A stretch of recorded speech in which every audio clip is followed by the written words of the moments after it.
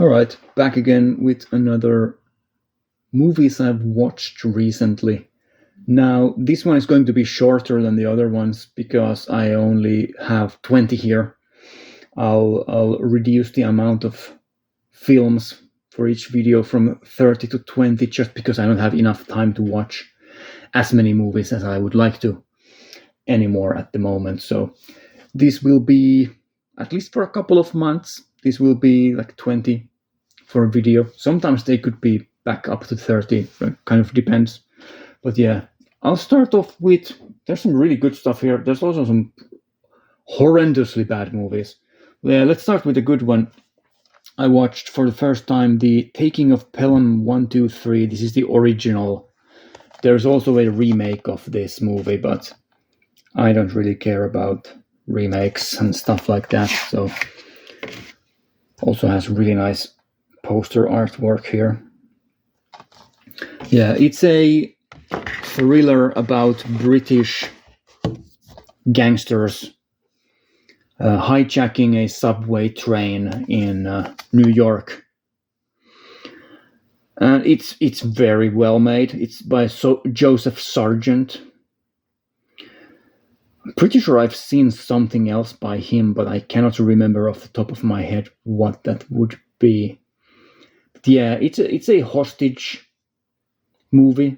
Like they hijack a subway train, take a bunch of people hostage and demand a ransom and try to get away with it.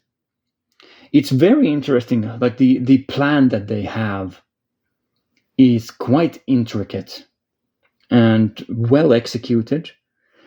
And the movie, what I think was actually shot in like the subway system, at least in part. And it's really, really well made. There's a special feature on the Blu-ray where they go to the modern subway system and kind of the different locations that they used in this movie and what they look like today, and discussing the subway system itself, like how much it made sense in the movie, like where the trains were going and everything. Like it was pretty accurate as far as I know. And yeah, very well made thriller. I was hooked by it from the beginning.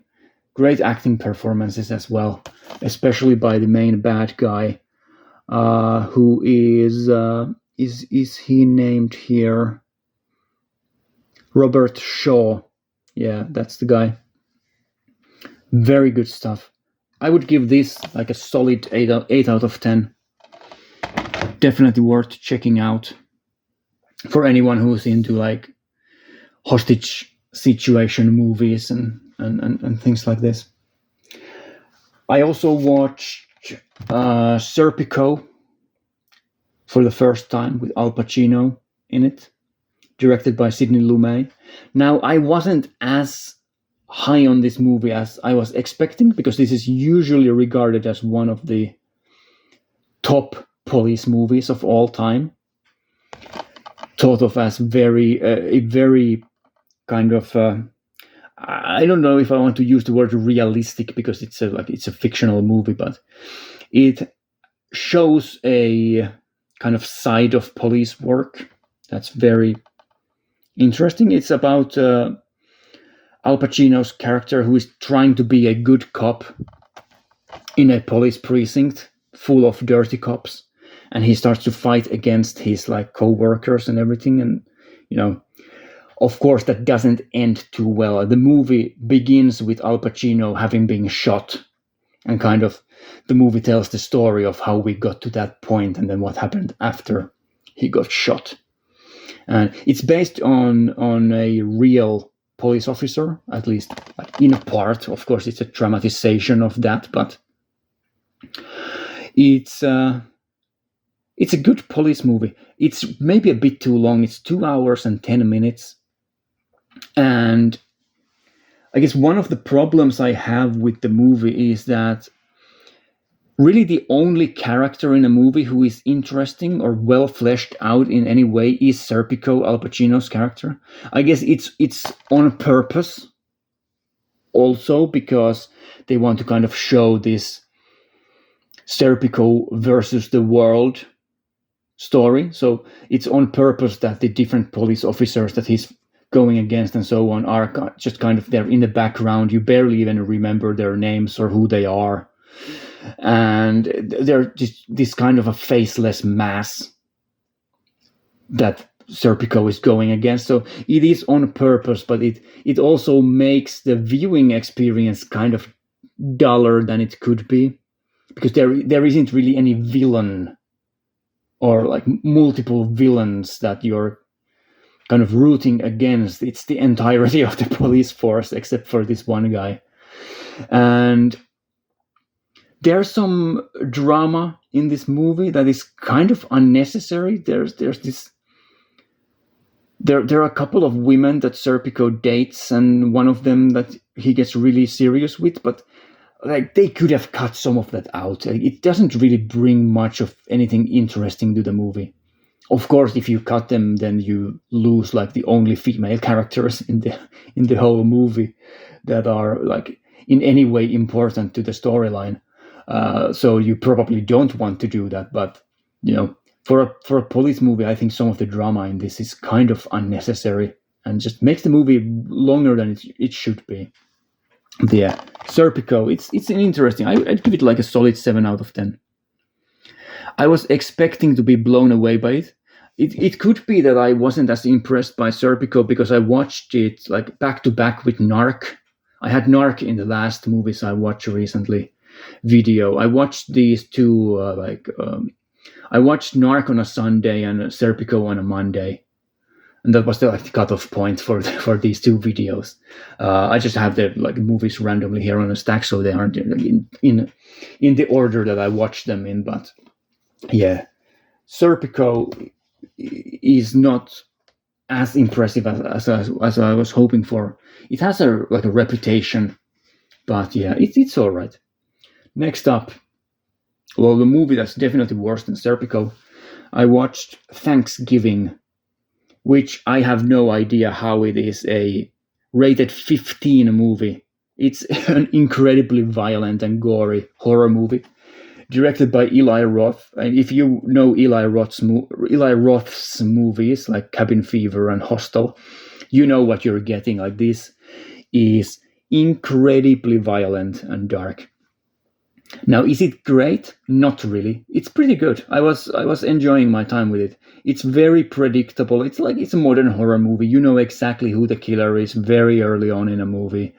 It's very obvious what is going on. And it's all about just these teenagers getting hacked to pieces with axes and stuff like that. So if you're into special effects and gore, gory horror movies, this is a pretty good modern one.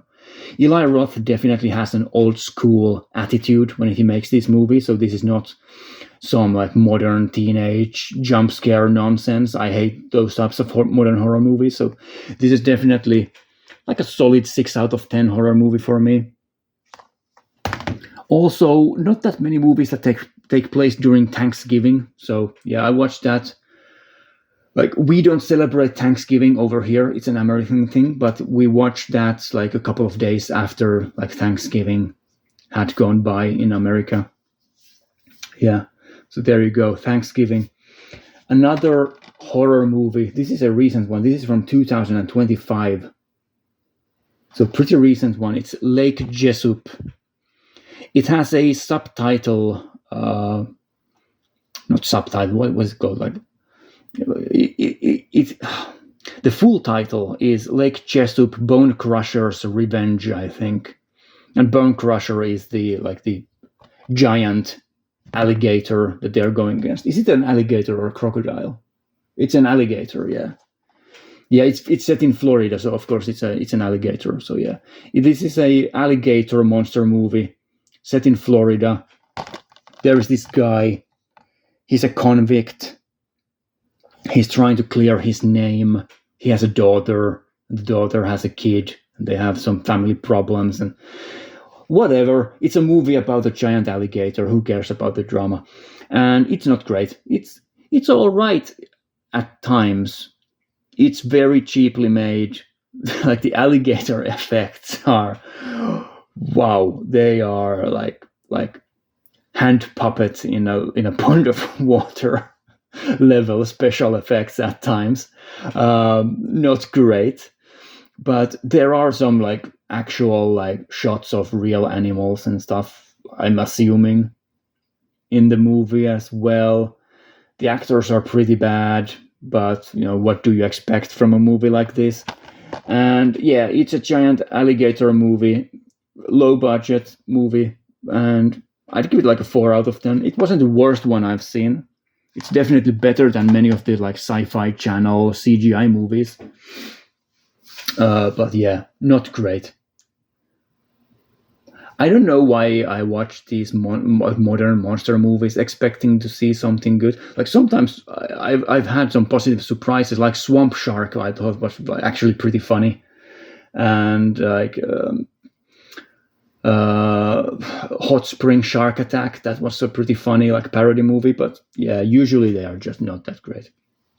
Moving on, let's talk about 88 films and violence in a women's prison. I didn't know that this was an Emmanuel movie, but it is. It's a Bruno Mattei movie. Bruno Mattei is not a great director by any means. There's a nice poster artwork for this. So yeah, it's a women's prison movie. It's a subgenre of prison movies. So basically, you have women in a prison, and then you have a warden and prison guards who are also women, and lots of exploitation and violence and stuff like that. For the most part, I thought this movie was incredibly boring, especially at the start of it. I guess one of the fatal flaws of this is that the storyline of the movie, the actual storyline of the movie, only starts after like 40 minutes. The setup is incredibly dull and boring. It's an Emmanuel movie. I immediately noticed it when I saw the actress. For some reason, like from this picture, I just didn't realize that it was that actress. What is his name? Laura Gemser. I didn't read the back cover or anything, so I went into the movie blind. I didn't realize that it was an Emmanuel movie, but it is. So if you know that Emmanuel is an investigative journalist who goes into these different places and whatever, and she always ends up getting exploited and like assaulted and stuff like that. They have so many of these movies, these Emmanuel movies. This is the only one that I've seen so far. But yeah, if you know the storyline, you know where this movie is going. Like Emmanuel is in the prison, like as an underground, like journalist, like an investigative journalist, trying to uncover the horrendous abuse that these prisoners are subjected to, and then she's subjected to it herself. If you know that, I've no idea why they would use 40 minutes of the movie to set up the storyline. It's just nonsensical. It's yeah. There are some scenes in this movie that are really well made, especially the scene with the rats, because there's a torture scene with rats there. I thought that was really horrifyingly well made. That was good. But for the most part, it's just boring. It's just these women in the prison, and they are getting like hit with batons and like put to like work. Like what did they work at? They worked at some. Did they build a road or something? I can't remember anymore. Like outside, they were working outside, and then one of them tried to escape or whatever, and got killed and stuff like that. Whatever. It's a very unforgettable. It's not unforgettable. It's forgettable. Is what I'm trying to say. Yeah, I didn't really enjoy it that much. I'd give it like a basic 5 out of 10, maybe a low 6 out of 10 at best.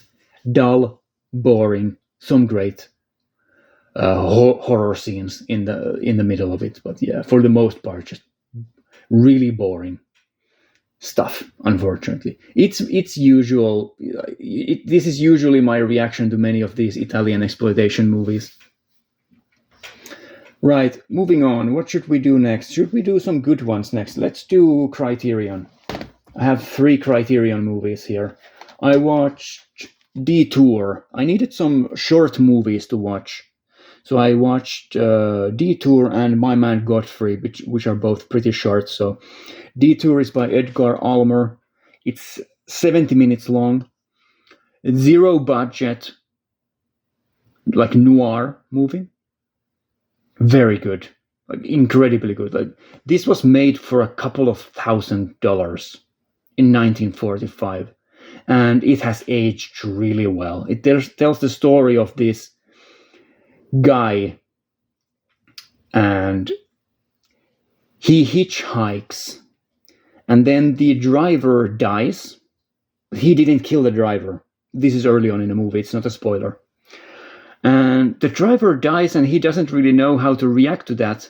So he kind of tries to like stash away the body and kind of steals the car and keeps driving, and he is trying to get away with this crime that he didn't commit, which is strange. The storyline is quite interesting, and there's also a woman involved who is just crazy. It's unforgettable. This movie is unforgettable. Like violence in a women's prison is forgettable. This movie is unforgettable, and it was made for a couple of thousands of dollars. It's very interesting, and definitely deserves a spot in a Criterion collection. I like this a lot. I'd give this like a solid 8 out of 10. Maybe on a rewatch even higher. But yeah, for what it is, it's remarkably well made.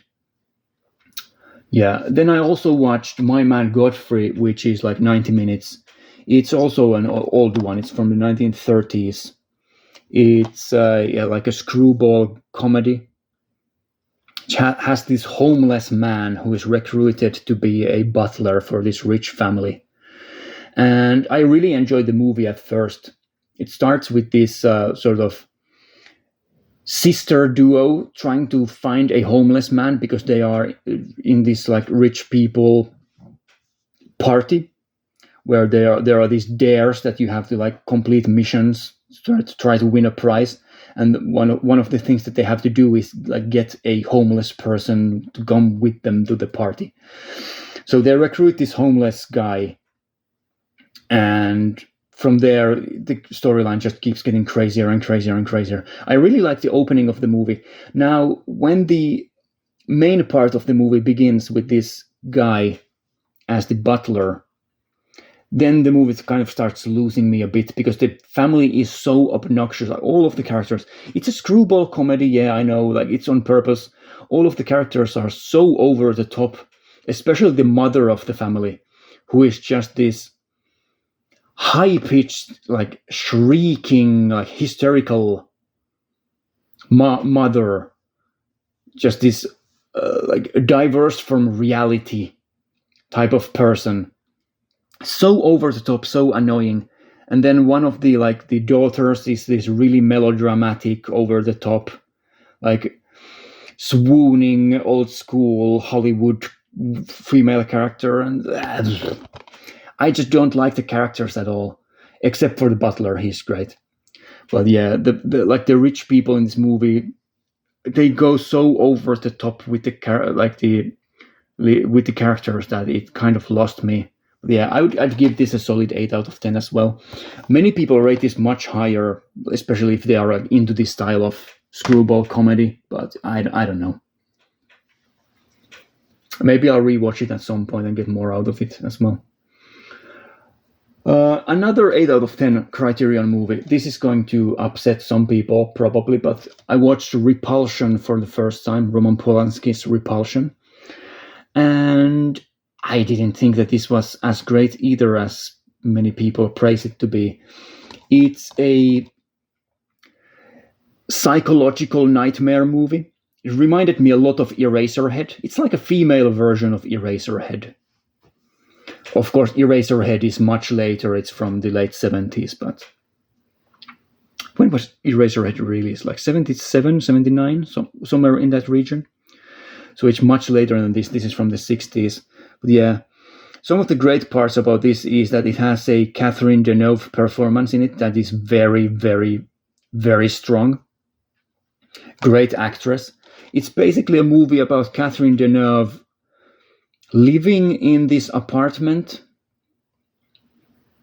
Was it her sister or her friend or someone? She's living at their place and they go away for a while. And Catherine Deneuve's character is just alone there in the apartment going insane. Like literally losing her mind. And it's a tough movie to get through because of how disturbing the imagery gets. But I was expecting to like this more. I guess the problem that I have with this movie is that it takes too long for the crazy stuff to begin. And it just kind of, it's a type of movie that after you watch it, it's more interesting to think about it than it was watching it, because parts of it are so slow moving and also so surreal and abstract at times that it kind of walks the line between like high art and just really like obnoxious, pretentious material. But it kind of won me over by the end, I guess. But yeah, it takes too long to get going, is my main critique of Repulsion. But yeah, it's Roman Polanski. It's very interesting. It's also a very important movie, like historically and for his career, obviously. It was a massive hit when it came out. From Roman Polanski, I also watched for the first time Rosemary's Baby, which I enjoyed much more. I think Rosemary's Baby is like a strong 9 out of 10. It wasn't a 10 out of 10 movie for me either, but yeah, Mia Farrow. Roman Polanski likes making these movies where female characters are just tortured. So Mia Farrow is pregnant and there is a crazy stuff that happens around her. Very clearly an influence on so many modern horror movies like Hereditary, Midsommar, so many different movies, like even Weapons, which I'm going to talk about in just a second. A very influential movie. Also from the late 60s, I think. Yeah, 68. This is just a Nordic Blu-ray of this. But yeah, very interesting horror movie. One of the strongest horror movies of its era. And one of the most influential horror movies of its era. Aged remarkably well. And I like where the story goes in the end. No spoilers if someone hasn't seen the movie. There are so many different directions that they could go with, or could go for, what they could go for in this movie. But they go for the exact perfect ending in this movie. And I appreciate it, that Roman Polanski wasn't trying to do anything too much with it. And the ending is pretty shocking because you are expecting there to be some sort of a twist. But there really isn't. It's kind of obvious what is going on in the movie for a long time. You're just watching Mia Farrow fall deeper and deeper and deeper into the pit that the people around her are like digging for her. And it's interesting. Very, very strong horror movie from the 1960s. Rosemary's Baby. So yeah, like a strong 9 out of 10. Why not a 10 out of 10? I don't really know if I even have an explanation for that. Because for me, a 10 out of 10 movie, it has to affect me on a personal level. And Rosemary's Baby doesn't really have that effect on me. It's just a very enjoyable, very high quality horror movie.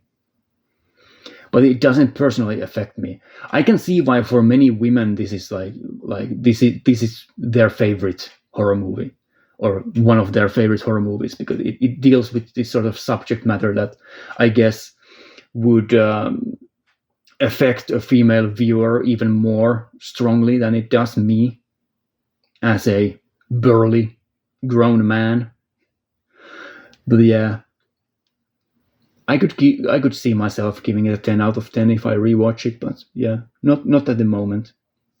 All right, moving on. What else do we have here? I have a bunch of Arrow movies here. I guess I'll do these next. Let's do In the Mouth of Madness next. So I was extremely happy to finally get a high quality release for In the Mouth of Madness. One of the biggest H.P. Lovecraft movie holes in my movie knowledge, because I've never seen this before. It's a adaptation of one of the best known H.P. Lovecraft stories with Sutter Kane, the author, and stuff like that. And I thought the movie was pretty damn great. I'd give it a solid 8 out of 10. Now, for some people, it's a disgrace that I would give In the Mouth of Madness, Repulsion, and My Man Godfrey all 8 out of 10s. And also Taking of Pelham 1, 2, 3. These really like marginal genre movies, and then some of the best known like Criterion Collection caliber classics. But that's my taste. I don't care. I don't make excuses for my taste.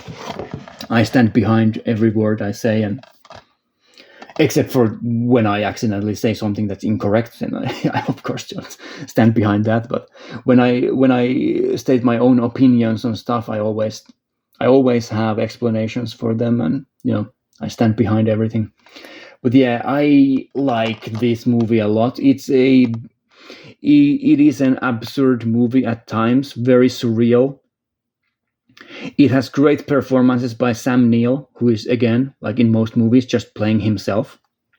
Like Sam Neill in this movie, and like Possession, and even like Event Horizon and stuff like that. He's just playing himself. Like he's always the same guy. He's just crazy. Like he has the craziest eyes ever. He looks like a serial killer with his eyes, and he is perfect for an H.P. Lovecraft movie.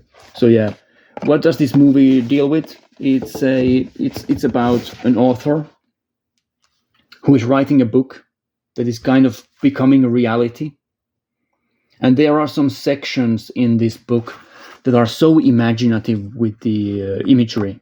Like there's a scene near the end of the movie. This is a bit of a spoiler, but yeah, I'll say the spoiler with this booklet here, and when I stop going through the booklet, that's a mark for the spoiler to end. So if you don't want to hear, mute this. There's a scene near the end of the movie where they are writing the book, and then the author just kind of rips, like there's like a physical manifestation of the book, like, and he just kind of rips it open into this kind of wormhole into a different like dimension, and he goes inside the book into this other dimension. It's really, really surreal and well made. With these, like, it's kind of it hasn't aged well, some of the CGI stuff and the green stuff, but as well, but the visual design is so nice that it doesn't matter at all to me, right? So that's the end of the spoiler. And it's a wild movie, very imaginative movie. I said during the spoiler that the visual design is great, and it doesn't really matter to me that the green screen scenes and some of the CGI and whatever hasn't aged particularly well. This is from 1995. So yeah, they had a bunch of visual effects in this movie that haven't really aged that well, but the look of the movie is so surreal and interesting that it doesn't matter to me. It's great. So yeah, like a solid 8 out of 10. Then I watched Rollerball,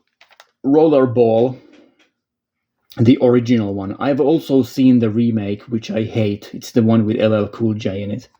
But yeah, Rollerball, I was expecting this to be just some dumb action movie, but it's not. It's one of the greatest stunt movies I've ever seen.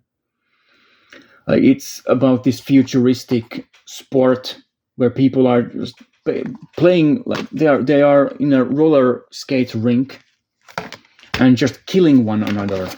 It's pretty gruesome, pretty bloody. I hit the camera, didn't move. I guess it kind of moved a bit, but yeah, I guess that's good enough. Yeah, it's really violent. It has James Caan in it. Great James Caan performance.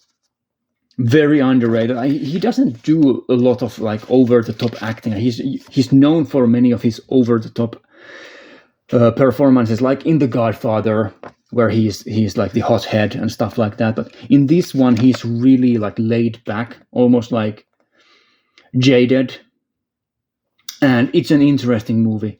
Many of these actors are stuntmen, and they are actually riding around on motorcycles and then like skating with these like rollerblades and just crashing into one another. The motorcycles are just flying everywhere. There were stuntmen in this movie who like broke legs and everything, and it's just crazy. Like a movie like this would never be made today. Like the people are just they are literally roller skating, like not full speed, of course, but they're roller skating at one another, like slamming into each other and just flying around and doing like flips and stuff, crashing into the boards. There's a scene where one of the guys like gets launched over the like through the side of the of the roller skate rink, like through the boards into the stands. There are just crazy stunts in this movie, and it's really interesting. It's a dystopian film as well, and has a really strong political and societal message to it. I'm not going to spoil what that is, but it's like a revolutionary anti-establishment movie as well. And yeah, I thought it was really strong. I'd give this one a solid 8 out of 10 as well. Next up, another Arrow release that was pretty recent. I watched Enemy Territory, which is a action movie again from the 1980s this time, 1987. And this one, again, pretty damn good. I was impressed by it.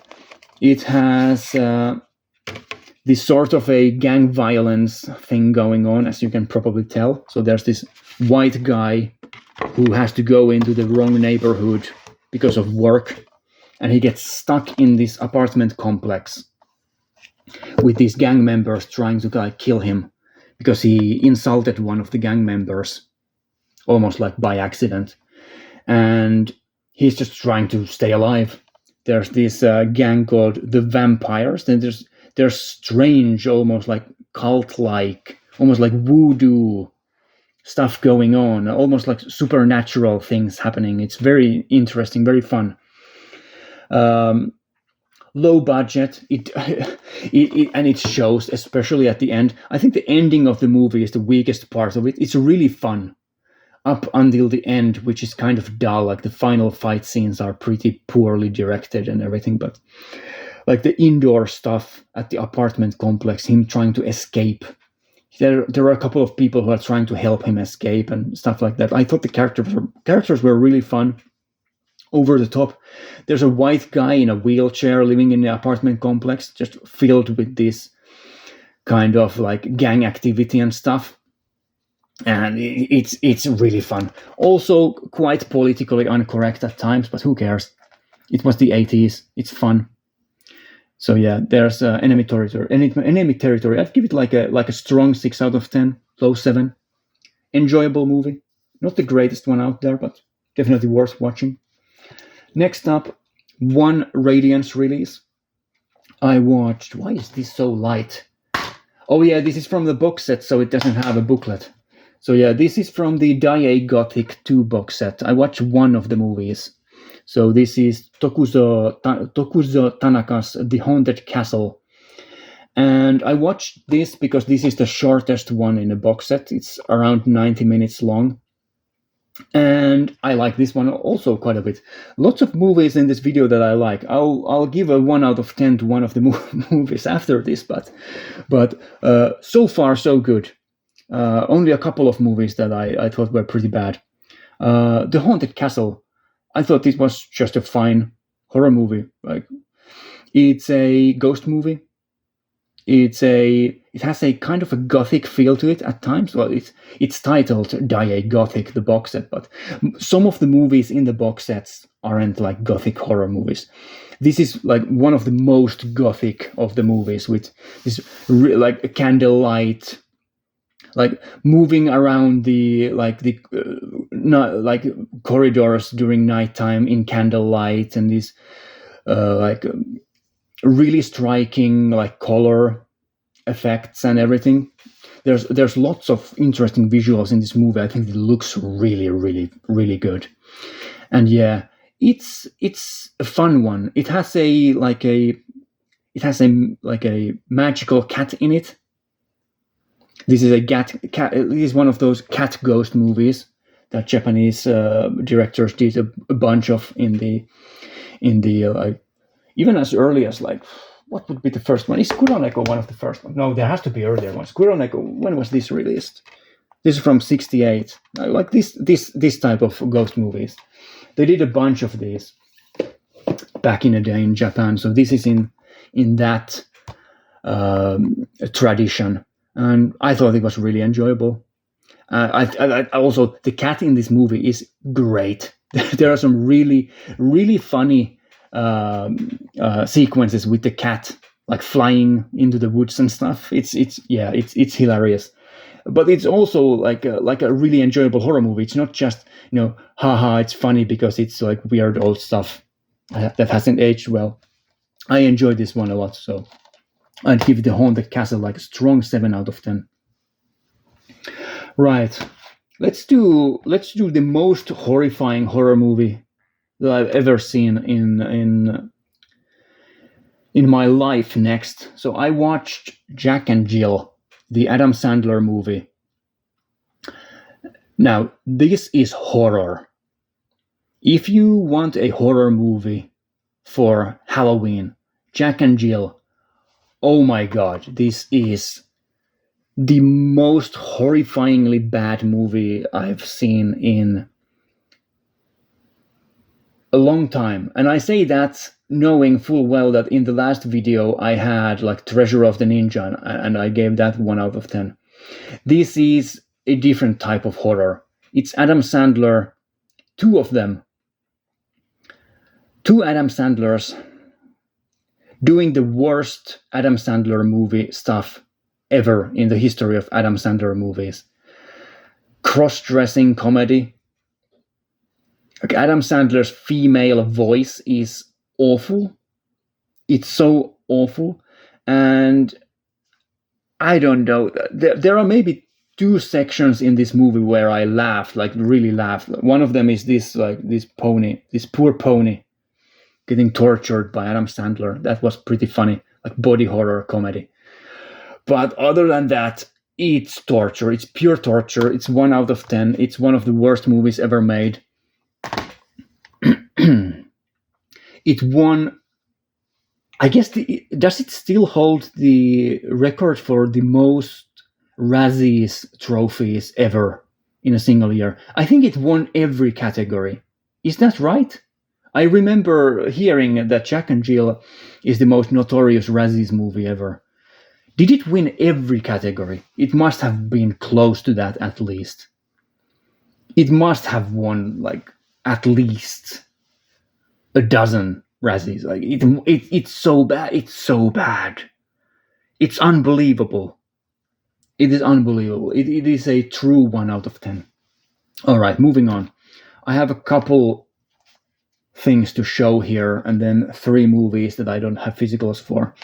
Out of this 8-movie collection of Friday the 13th, I watched 2 movies. I watched the first 2 movies, and those were rewatches for me. I've seen these before. So this 8-movie collection doesn't have all of the Friday the 13th movies, but it has most of them. Most of the original ones, at least. And yeah, the first two movies, I've never been a huge fan of them, like either one of them. And this rewatch didn't really change my opinion. I think Friday the 13th is probably the weakest of all of these like blockbuster, really big horror franchises. Thinking of Halloween and Nightmare on Elm Street, like Child's Play even. This is probably the most overrated, has to be. Like my favorite out of those is Nightmare on Elm Street by a mile. But yeah, Friday the 13th, the first movie, it's just a bunch of kids on a holiday camp getting slaughtered. I guess it is more interesting than your typical like run-of-the-mill slasher because it does have some. Well, first of all, it has some of the great Tom Savini special effects in it, especially the final kill with the machete beheading. Like that special effect alone is fantastic, and some of the other kill scenes as well, are really, really fantastic. Tom Savini is fantastic, and his special effects are great. And it does have some twists and turns in the storyline.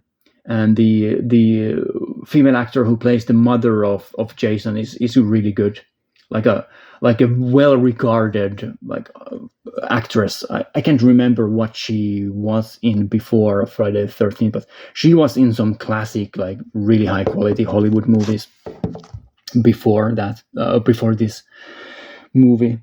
But yeah, other than that, it's just kind of dull. It's just a bunch of teenagers who are just annoying, getting killed off one by one by a mysterious killer. And that's it. That's the movie. And the ending, I've never been a huge fan of the ending. I guess if this was a one-off movie, it would be fine, like the dream sequence ending in it. It doesn't make any sense where they went with the series. Like that's the problem with the first movie. Well, if you just watch the first movie in a vacuum without knowing where the story goes, like the first movie doesn't have Jason in a hockey mask at all, killing people with a machete. Like that's not what the series was about originally. Like the hockey mask isn't even in a second movie, which I also rewatched. It doesn't have a hockey mask in the second movie either. In the second movie, the killer wears like a sack on their head with eye holes in the sack. But yeah, it doesn't make any sense where the series went. So yeah, in a vacuum, I guess the first movie is pretty enjoyable for a slasher movie, but it's not. I wouldn't put this like in my top 20 slasher movies. The first one or part 2, either one of those. Even though the series is really big, really like legendary series, I wouldn't rate either of these movies highly at all. The second movie, I think it's on par with the first movie. One thing that annoys me is that they end the movie with the same kind of scare. It's really pathetic. I don't know why they decided to do that. And also, like, the second movie doesn't have almost anyone from the first movie. Like, the director is different, the special effects are made by a different guy. Not that they are bad by any means, but many of the people from the first movie didn't want to work on the second movie because it doesn't make sense what happens in the second movie. Like, the continuation is just not there. You kind of have to forget the existence of the first movie if you want to, like, believe that Friday the 13th like continues as it does continue in the second movie and then forward. Also, the second movie, part 2, is one of those really annoying ones. It's kind of like The Hills Have Eyes part 2, where the opening of the movie is like a montage of scenes from the original movie. I hate that. this montage style of like I mean, I guess because it's a sequel, it's part two, you kind of have to make sure that the people who didn't watch the first movie know what is going on in the second movie. Okay, but you don't have to do that. Like, if someone is stupid enough to go into the movie theater to watch part two of something that they haven't seen the first part for, like, they are just idiots, and just let them be idiots. Like, you don't need to explain everything to them, because the audience who did watch the first movie feel like idiots watching like the same stuff. It's the same scenes over and over again. It's only like probably like 5 to 8 minutes at the start of the movie, but still, in an hour and 30-minute movie, like, why are you wasting time for that? Yeah. Also, for the second movie, it's very heavily cut. The original movie is pretty much intact as far as I know, but because it became like a huge cultural phenomenon, the second movie got cut to death by censors. So the special effects and everything are so watered down, especially like the legendary spear scene with the teenage couple having sex on the bed and getting speared through the bed, both of them, by the killer. Like, that one is cut to pieces. Like, it's not an effective scene at all because of how it's been cut by the censors. It's annoying. I wish there was a uncensored copy of this movie. If there is, I don't have it in my collection, but yeah. I don't know about the there's a Shout Factory box set in North America. Does that have an uncut version of Friday the 13th Part 2? If it does, I would like to see that, because I've never seen an uncut version of the movie. And this box, which just have Finnish subtitles, so that's cool. This box set doesn't have that, unfortunately. I think this has Finnish. It at least has like English subtitles and many European subtitles. Could be that it doesn't have Finnish subtitles. I can't remember. Anyway, I'm rambling on. I'll give Friday the 13th first and second movie both like a 6 out of 10. Not a huge fan of them. Right. And then I have 4 movies left. And because I'm recording these way in like advance, this comes out in January. I'm recording this in December. I have a bunch of I have 4 like Halloween movies here that we watched during a Halloween party, like in late November, that I haven't talked about. So I'll talk about these. I only unfortunately have 1 physical copy here, but I'll start off with the ones that I don't have physical copies. So we watched 4 movies during our Halloween get together, and I have to say, a pretty good selection. I didn't choose any of these. So there's the guy who hosts these annually. He's the guy who picks the movies. So he picked Xtro, XTRO, which is a alien abduction movie. It is incredibly gory body horror stuff. Like shockingly gory body horror stuff.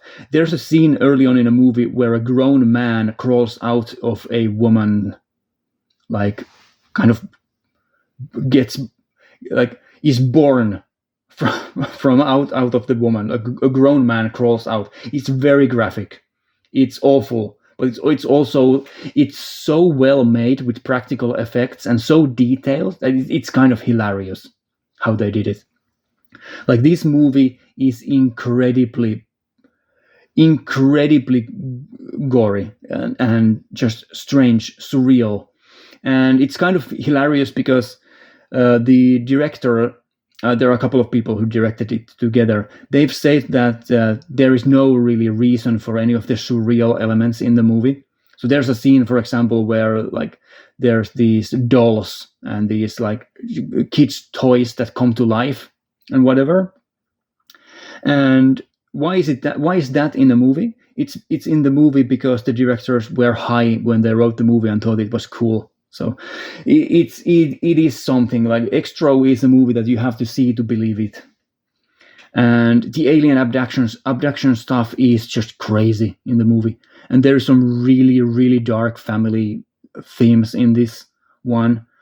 Things that I was completely blindsided by them, because I wasn't expecting this movie to have this much politically incorrect and really questionable material in it. But yeah, I liked Extra quite a bit.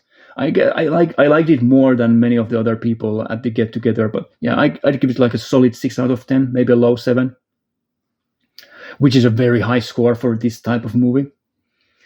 Then we also watched Weapons, which is the pretty new film by the guy who directed Barbarian, which I haven't seen yet because there's not a physical copy of it, and I don't want to support any streaming platforms or anything like that. I only buy physical. So yeah, we watched Weapons. I wasn't as impressed by it as many other people. It's like a solid 8 out of 10 for me. It's very good, but there are some things that bother me about it. One thing is that the kids running, like the movie deals with a bunch of kids that disappear. There are these like surveillance camera like videos of them like walking in the middle of the night, like running in the middle of the night out of their houses and disappearing into the woods and stuff. And this is so unintentionally funny that it's hilarious, because all of the kids do the Naruto run with the hands held on the side, like they have the hands in the Naruto pose and they keep running. It's so dumb. I have no idea why they decided to go with this like style for the running, because it just completely ruins the atmosphere of the movie for me. It is so dumb the way that they run in this movie. And that's maybe a minor complaint, but it does bother me a lot. Like, it bothers me much more than it should. But yeah, Weapons, it's an interesting story. And when it comes to modern horror movies, there aren't many that are better than this. So yeah, it is what it is. It's a good watch, definitely an enjoyable watch. It's a bit long at like 2 hours, but I think it holds up pretty well. There isn't really much downtime in the movie. It deals with like this kids disappearing, and then you are revealed. It is revealed to you quite early on in the movie, like where the kids are and what has happened to them. And then it's just a matter of dealing with the person who did it. And yeah, it's kind of interesting. We also watched Arachnophobia, which is a 1990s horror comedy movie with giant spiders in it. Surprise, surprise. It has a great performance by John Goodman as the bug exterminator guy. And yeah, I like Arachnophobia quite a bit. It's like a solid 7 out of 10 again, which for a giant insect movie is pretty damn high. Yeah, Arachnophobia was a fun one. And then lastly, I think the best movie in this video is the last one that we watched, which I have a physical copy of. This is The Entity, which is a 1980s kind of a ghost movie. This one is often overlooked because people rate Poltergeist very highly. I think The Entity is miles better than Poltergeist. And I say that as someone who likes Poltergeist a lot. I think I had it in one of the recent movies videos. I gave it like an 8 out of 10 and talked about how it traumatized me as a kid. The Entity is fantastic. I was really surprised by this. I would even go as far as giving this a 10 out of 10 score. Like, this is the only movie in this video I would give a 10 out of 10 for. Even better than Rosemary's Baby. It is one of the most shocking horror movies I've ever seen. It deals with this woman who is constantly assaulted by this like invisible like something, like entity, whatever it is. And there are psychiatrists and other people, like university, like parapsychology,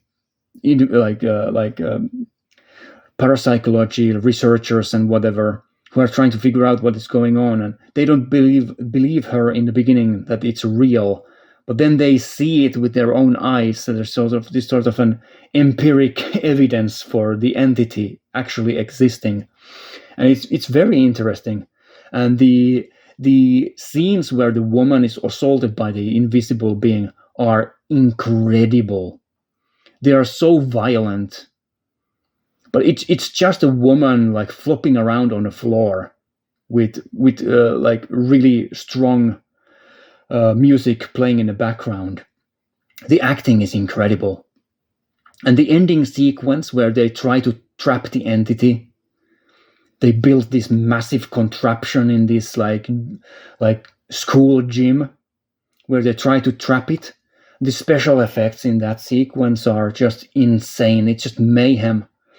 And yeah, I love this movie. I love this movie. It's one of the greatest like kind of blind watches that I've had in a long time. The Entity. I didn't know really anything about this movie. Even when I bought it, I just knew that it had a reputation. It's one of Martin Scorsese's favorite horror movies. So I knew about the reputation of this movie, but I didn't know anything about it really.